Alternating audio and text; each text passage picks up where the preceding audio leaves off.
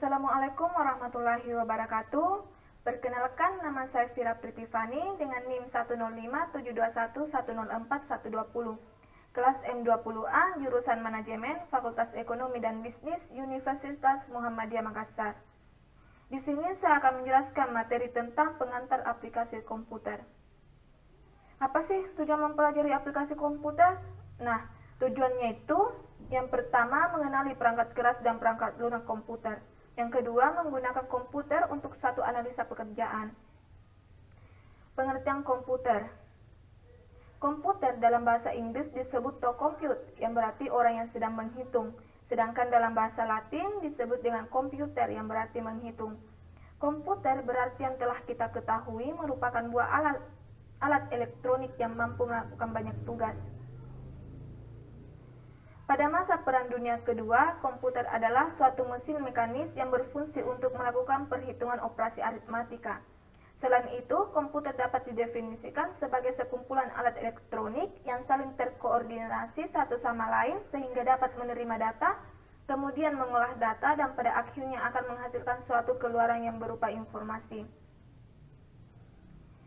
Pengertian komputer menurut para ahli. Yang pertama, menurut Oxford English Dictionary edisi kedua, komputer sebagai suatu perangkat yang digunakan untuk menghitung atau mengendalikan operasi-operasi yang dinyatakan dalam bentuk numerik atau logika. Yang kedua, menurut Sanders pada tahun 1985, komputer adalah sistem elektronik untuk memanipulasi data yang cepat dan tepat, serta dirancang dan diorganisasikan agar secara otomatis menerima dan menyimpan data input, memprosesnya dan menghasilkan output berdasarkan instruksi-instruksi yang telah tersimpan dalam memori. Yang ketiga, menurut F.C. Hemesir dalam bukunya, atau Computer Organization, komputer adalah mesin penghitung elektronik yang cepat dan dapat menerima informasi input digital, kemudian memprosesnya sesuai dengan program yang tersimpan di memorinya, dan menghasilkan output berupa informasi. Sistem komputer. Yang pertama, hardware atau perangkat keras. Hardware ini terlihat secara fisik, dapat dijamah. Sedangkan software, program yang berisi instruksi atau perintah untuk melakukan pengolahan data. Dan brainware, manusia yang mengoperasikan dan mengendalikan komputer.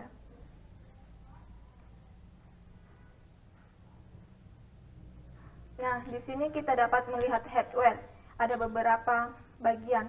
Ada disco dur, tarjeta madre, pantalla, teclado, RAM, ratom, prosedur, scanner, impresora, ventilator. Selanjutnya, software. Sini kita melihat beberapa perangkat lunak. Sekarang brainware.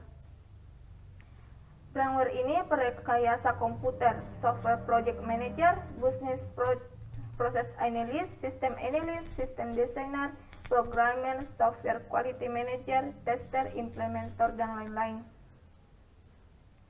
Pengelompokan komputer. Jenis komputer berdasarkan data yang diolah.